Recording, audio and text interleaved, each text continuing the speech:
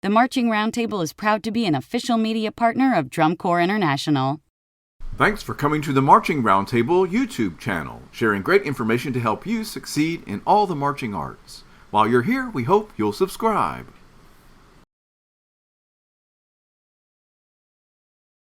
The emotional quality is extremely important of the, in the creation process of the show. But not only that, but the show is special. The performers are special, and really, this is a whole new Blue Knights, and we're back, and we're in it to play, and we're playing hard. And this is such an amazing team, and I can't thank the performers enough, and I can't thank our alumni and our community enough. So the show Drip is actually, so we see the like surface level of what it is, right? We see kind of these abstract tubes, and everyone's kind of this representation of water, and we're all just kind of affected by the quantity of water. The guard is that representation. But I think there's something really special to it. There's a whole meaning that we're using underneath, whereas like this drip is the initiation, the start of something that is an issue, a problem, something that, and it's something that everyone has, right? It's this thing that you hear in the distance, and you neglect it and it grows. You neglect it and it grows, and it keeps coming to the point where you kind of have to acknowledge it. Hey everybody, it's Tim Hinton, the Beast of the Marching Arts. We are talking drum corps, specifically the Blue Knights. I have loved the Blue Knights for so many years. Well, we all have. And with us tonight is Jessica Glasgow. How are you? I'm so good. How are you? I'm good, Jessica. And next to her, Noe Gomez. Noe, how are you? I'm great. Thanks for having us. So I have to tell you guys, now you guys are on tour, right? Yeah, we're in the middle of California as we speak. Okay, so we're recording this, everybody, on July 10th, Thursday night, in the middle of tour. All right, so of course, Jessica, I've never seen you not look absolutely beautiful, but the two of you look like you just stepped out of a fashion magazine. How is this possible that you look this good in the middle of tour? Oh, don't worry. We were out the field all morning, so we probably look better than we smell. We'll just say that. So. Well, I appreciate you getting all clean. Everybody, you should find the video, of course, on the YouTube if you're not watching it, because, well, you always look great. But so introduce yourselves, Jessica. I think everybody knows who you are, but just sort of introduce yourself and what you're doing with the Corps, what your role is. Yeah. So this is actually my first year with Blue Knights. So we'll say it's my rookie design season. But I am new to the team, and my role here is visual coordinator. So really all the things visual, and it's been an awesome ride. So it's been a lot of fun. Well, everybody's loving this show. It's super fun and cool and exciting. And so we're going to be talking about that, everybody. Yeah. Noe, tell us about yourself and your role with the Corps. Yeah, my name is Noe Gomez. I am from Southern California. I am one of the visual designers, so I write the drill, but also kind of tag team any visual needs with Jessica, whether it's going and finding choreographers and all that stuff, just to kind of help produce and overall just be like a right hand, partner in crime to Jess. Partner in design, we like to say, but same thing. Well, the show is really fun and cool. I love like that orange and the blue. It's just so dynamic popping off the field. Would you call it like a burnt orange? It's so pretty. Yeah. Yeah. I mean, it's there's a very specific name for it. The actual orange. It's Fireside. Yeah. Fireside. Yeah. That's that. So everything we always talk about, we were always like Fireside Orange, Fireside Orange. So, but I like to think of it as like, for me, I'm actually originally from Denver, Colorado, which is interesting because so are the Blue Knights, but you know that orange and blue are very important in the Denver culture. So just a little bit.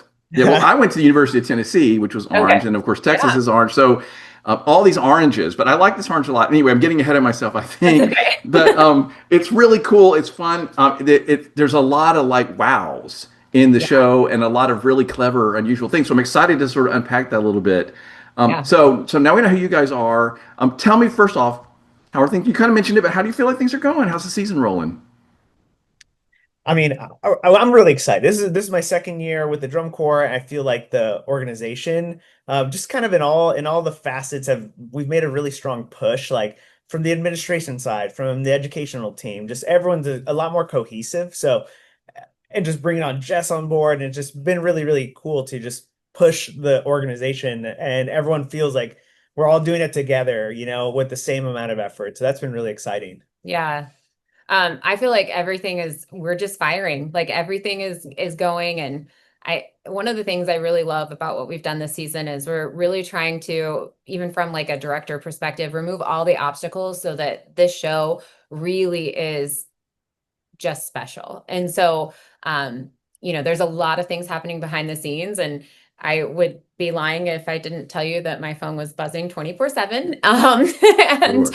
it's funny because time zones don't matter. And we just work all the time. And the most important thing right now is the show and really, really taking care of that show. It's kind of been all of our, baby, if you will, for the last year. And so really just like watching that show grow, watching the performers grow.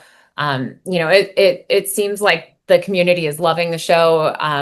It seems like the judging community is loving the show. It seems like our fans are loving the show. The alumni are loving the show. So it's been really fun to see such positive feedback for the Blue Knights. And really seeing that glow on the members' faces. Getting fan favorite, I think, was a really exciting moment for our core, and really getting recognized for all the hard work that they've put in. Yeah, I think that's the first time. I think Mark Arnold was mentioning that may be the first time that the Blue Knights has gotten fan favorite. So they were pretty excited about that. Just organizationally. So that's a nice little milestone for them. Yeah.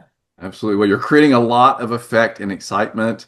And I, of course, have only seen a video so far of the show, but like even in that, there's a lot of screaming and cheering and jumping up and down and everything. And I'm like, okay. And there's a lot, but the members are working.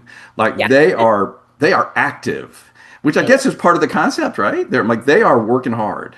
Totally. Yeah, I want to say part of the show, there's a whole moment in the show, and I'm sure we'll dive a lot into this, but where we create anxiety, and a lot of that is done through environmental challenges, and unfortunately that means some pretty hard drill spots for some of our performers. So we have a lot of people who are moving out there and really doing that through creating motion. And there's a lot of textures that you'll see throughout the production, but that one is definitely something where I feel like a lot of these performers are potentially doing the hardest show that they've ever done. And so part of that is, of course, a challenge. Yeah. So, yeah.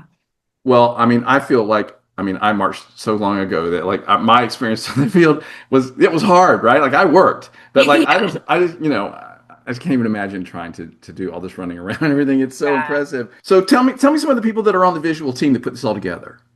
Yeah. So we have Jed Weeks, and he operates as our program coordinator. We also have myself and Noe, and we work hand in hand. Like I said before, we're partners in design. We also have a handful of choreographers that come in and help. So we have a lot on the visual side, some great people on the color guard side as well. We also brought on Greg Lagola this year, who did all of our costuming design. So that is a change. Greg did some of the design last year in a couple seasons, but this year we brought Greg on full time to take over the costuming role with our partnership with Stanbury, which has been very, very great for us this season. Yeah, they've been awesome. And then all of, visual side too, we also have our wonderful partnership with DPG as well, who does not only our flyover that you see, but all of the flags and all of the vinyls on the floor as well. So really, really strong group of choreographers, really strong group of just a lot. It takes a lot of people to come together to really create magic. And so I think we've done a fairly good job this season. Oh, absolutely. No, it is a lot of people. And of course, then there's all the educational people that are teaching and cleaning and it takes a village, everybody. It's a lot of people making it happen. And of course, the members who are out there really doing the work. So I love just sort of mentioning all that. So the show concept is drip. This is really interesting. I think some pieces of it on the field when I'm watching the show. So let's talk about this. Tell me about the show concept. Yeah. So the show drip is actually, so we see the like surface level of what it is, right? We see kind of these abstract tubes and everyone's kind of this representation of water, and we're all just kind of affected by the quantity of water. The guard is that representation. But I think there's something really special to it. There's a whole meaning that we're using underneath, whereas like this drip is the initiation, the start of something that is an issue, a problem, something that, and it's something that everyone has, right? It's this thing that you hear in the distance, and you neglect it and it grows. You neglect it and it grows, and it keeps coming. It keeps coming to the point where you kind of have to acknowledge it. And this issue starts moving you a lot more than you were like a perfect representation of this is we start our show, our core propers actually can move really freely through the field and move around and weaving through the pipes and everything. And then as the water consumes us, we start being affected a lot more by them. The water starts maneuvering us. We can't move as freely. So that is the entire concept. As this drip is growing, it starts more anxiety, more anxiety. This issue starting to consume you until the point where we are actually consumed, right? And that's our kind of our the peak of our arc there. Yeah. Yeah. I was just going to say the cool thing about this too is like the way that we're able to use the different textures on the field to hopefully get some kind of an emotion from the audience too. Like we really want them to maybe even have that sense of panic or anxiety while things are getting faster or things maybe feel more tight and tense. And so we really do this through like creating different textures. And we spent a lot of time really looking at every single count in the show and how we want that to be portrayed, right? So it's so cool to see it come to life because watching that and seeing all the different things we're trying to communicate through tension and that's kind of that first half of the show. Yeah, it's really effectively done with the colors and the so let's give me an example. So somebody's listening to this and they're like, I want to be a visual designer. I want to create something as cool as this drip show for Blue Nights. So give me an example. You're creating tension, you said, through a lot of different devices. Like give me one example in the show of a moment and describe how you created it. Yeah, I mean for me at least, even just like from the staging standpoint, is just messing with density and knowing that the negative space, I want it to be used by the guard, and I want the core proper to be manipulated or shifted or moved. Everything that gets developed from the guard, creating a pathway, pushing different sections around. So that's like one example of like we're using the actual water concept, the concept of this thing growing and pushing us around, and we're not as free to move. So hence we're starting to create way more density. Yeah. There's a really cool phrase in part 2 that if you're really diving in and you're watching live, and I hope that everybody's able to see this live, where we actually have like an interplay between the horn line and the rifle line. And it's really cool because you can see how, the water is going over top of the horn line and they're in and out of each other. And you can kind of see almost that water overtaking. And we do that through different textures. We do that through different movement. And we do that through creating just anxiety, speed, different tensions. But it's really fun, right? Like it's fun to play with those different types of energy qualities to really get the audience to kind of have that like overwhelming feeling. And then in the second half of the show, we kind of get to do the opposite. Right. So you really feel this release. You really feel, and this is when everything gets taken over. This is when the water does consume the core, but we almost get into this place of beauty. Yeah. And I think about, I guess the tangible item is like, you're underwater and it's almost like that, like slow motion or that surreal type of feeling. And so we really try to create that through just the body motions that you'll see within the core. You'll see that within the saber line too, but really playing with almost that beauty, that release, that like sense of like, there's like I always think about like, I don't know if people, when you go and like dive into a pool and you like finally get to the bottom, there's like this really serene moment before you come up, right? And I think that for us is like there is beauty in this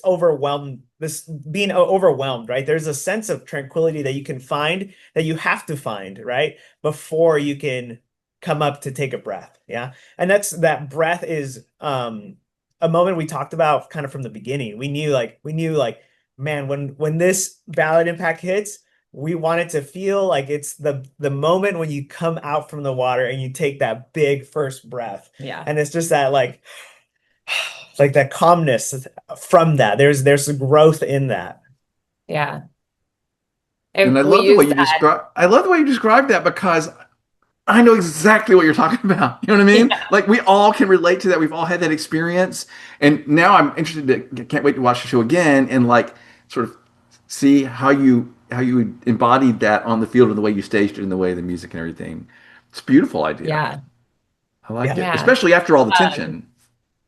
Yeah. Exactly. My favorite thing too is like we very purposely used the Castaway soundtrack, and you'll hear that within the musical soundtrack, and it's recognizable. But to me, that is like what really helped set up that moment. The oboe solo is absolutely gorgeous, and it's a timbre that we haven't heard in drum corps before, but it's also been something that we really specifically programmed this, knowing that this moment is going to be almost it does feel a little isolated. The oboe does come out by themselves, and they are set up to there's we use space to kind of isolate that performer, and there is a sense of being almost alone in this moment, and then the water overtakes. So it's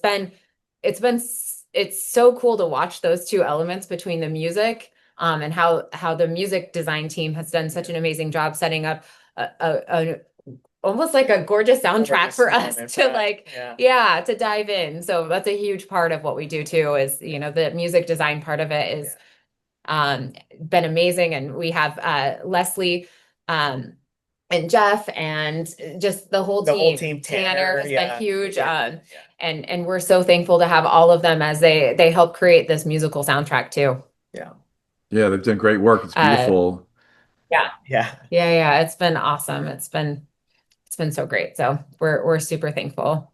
The last part of our show, which is really more of the fun part of our show, this is when we get to really celebrate. I call this the dancing in the rain, if you want to use the water analogy part, but we use Tyla's Water. And this is, it's a pop song. It's fun. We get this groove. You get to see a lot of those emotional qualities come through in our performers. We use so much different energy. We use some isolation, some sustain. You'll see some fun hip hoppy things too, some little hair flips, but really this is that point when you've got to that from an emotional quality. Like we talked a lot about, we all have these different, problems, right? And they weigh on us, and we get to this whole anxiety thing, and we get to a point where we almost, we use this as a positive, right? We use whatever that problem is, we can turn it in a more positive direction. And so this is really our way of saying, like, while those problems might feel heavy at a time, and they might feel, not overcomable, there's always a solution. And so this is our solution. This is our getting to that end. This is our celebration. That you'll see a lot more, I would say freedom. You'll see that on the expression of the performers, just happiness in general.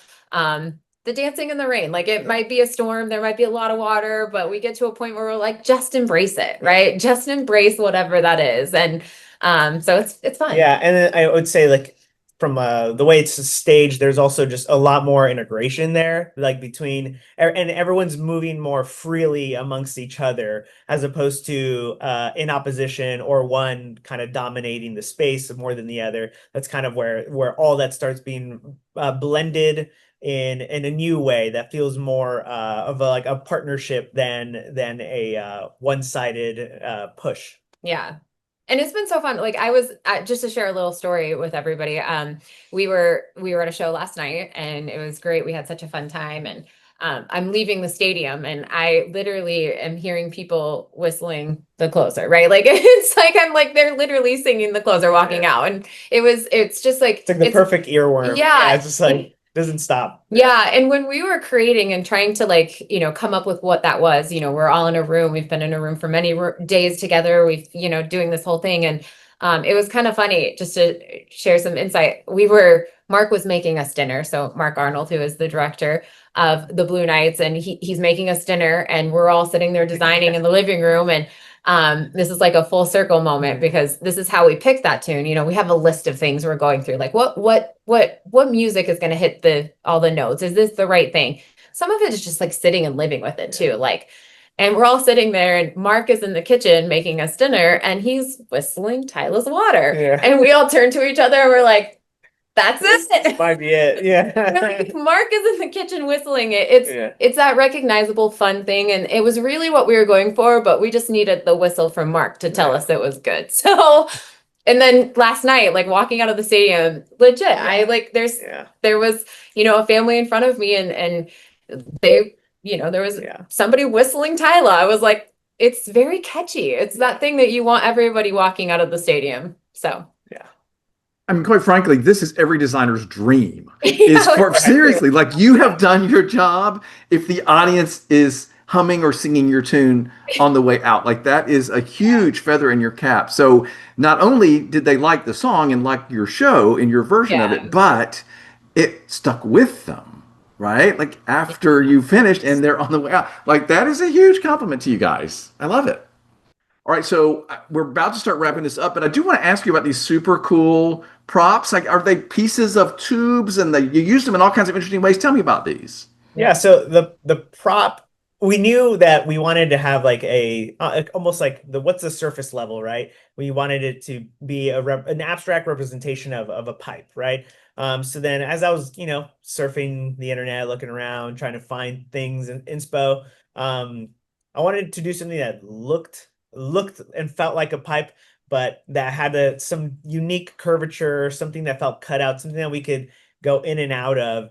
So then I ended up finding some 3D modeling from like some really abstract page on Instagram, and then I kind of shared it with the group, and then I think everyone was like, "Whoa, that's like a pretty unique look." It's not something that's been done, nothing that's hasn't been seen. And then we kind of started pitching it to the rest of the team, and then Yeah.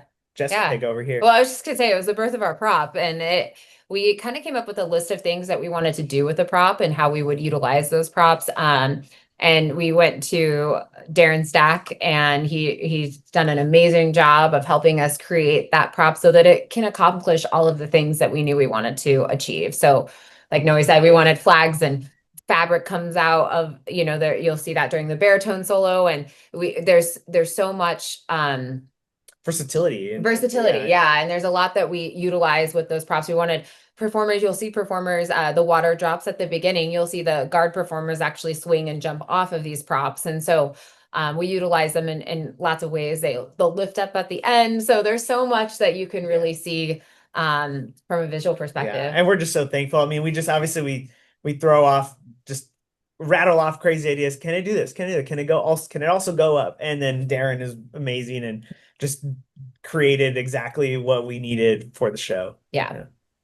Well, it's a sign of a great prop is that it does all kinds of cool things, and then it does a bunch of things you never even imagined it was going to do. And I think you guys accomplished that. I mean, it's really really interesting, and they have a clear purpose, and they're interesting. I gotta say, Noah, you just said something that I guess I'm learning the lingo now. You said something about looking for inspo. That's new to me. I love that. Is that like just a regular term you use? Yeah, I mean, yeah, I guess I didn't realize it wasn't. I guess I didn't realize that it was lingo. Well, I mean, think of who you're talking to. Yeah, we were all there. I'm not exactly up on all the latest lingo of the guard people. You're a hip guy. You're a hip guy. I thought, Yeah. That's very kind of you. All right, so I love it. So let's wrap this thing up. I think everybody now really have got to go see the show. Hopefully everybody see it live. Get yourself to a show. Buy the t-shirt. Do the whole thing. Support the core. So final thoughts on sort of wrapping up. Anything you want to say about the show or about the season or how it's going? Anything? Noe, I'll just ask you to go first randomly. Yeah. What would you like to say wrapping up? I think for me is, yes, I'll do all those things. I think when you watch it, I think it's important that you start viewing it through the lens of what is your individual drip. Like follow the show, enjoy it, but watch it as what was this thing? Everyone has experienced something that started as small and you neglected, let it grow, consumed you, and then let that moment of release happen and enjoy that moment because you've grown past that, and you can reflect on that. I think it's really powerful. Yeah. I love it. Jessica, for you, final thoughts? Yeah. The emotional quality is extremely important of the, in the creation process of the show, but not only that, but the show is special. The performers are special, and really this is a whole new Blue Knights, and we're back and we're in it to play, and we're playing hard, and this is such an amazing team, and I can't thank the performers enough, and I can't thank our alumni and our community enough, because without all of the support of everybody, it's, watching a drum corps operate and watching, just what it takes to get down the road, and watching what it takes to even just like something as simple as what we think is simple, feed the kids, right? Like, and so seeing all that, I cannot thank our community enough. I cannot thank our alumni enough, our board, our supporters, and our directors. And they really do remove all of, the obstacles that they can from us so that we can do our job, which is creation, and the performer's job of performing. And I really feel like when all those things are operating, true magic happens. And I think that's what you're going to see out of the Blue Knights this year. Well, no doubt about it. I mean, the Corps having a great year. It's a great show. Everybody's going to go. Everybody get out there, see it live, cheer them on. Congrats on a great job. Thank you for giving those students that are in the Corps such a great experience and such a great show to work on, and for your hard work. It's certainly paying off. And thanks for talking to me today. It was fun. Yeah, thanks for having us. Thank you so much. We'll see you soon. Marching Arts Education is the home of the Marching Roundtable podcast. We give you access to the top marching arts professionals through live webinars, podcasts, videos, interviews, and online coursework. With over 1,000 podcasts and hundreds of webinars and videos, there are hours of great professional development for you and your staff. Imagine what you could do with so many great new ideas from the top professionals in our activity. Subscribe to our YouTube channel and sign up for our newsletter to find out about the latest podcasts, webinars, and new content. Find all of this and sign up at marchingartseducation.com.